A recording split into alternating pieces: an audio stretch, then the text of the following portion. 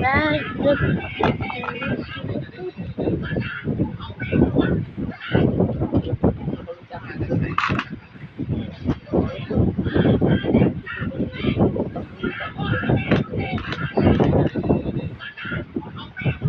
อะไรไม่พูดเลย แม่พี่ปุ้มบอกว่า ถ้าเกิดคลิปนั้นถึง1,000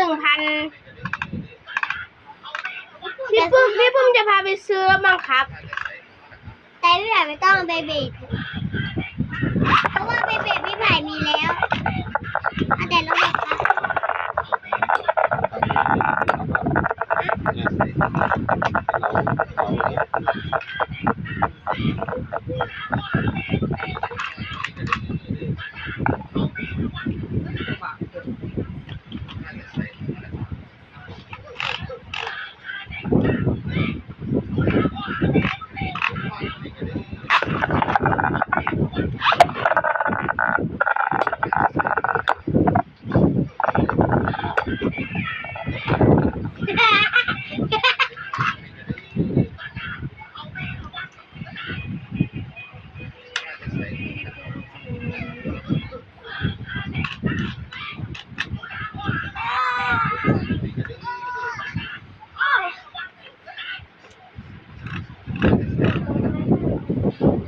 เก๊พูดว่า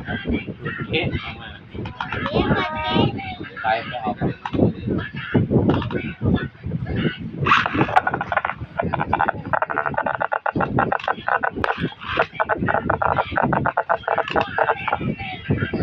ไหนแล้วคอยนะเก๊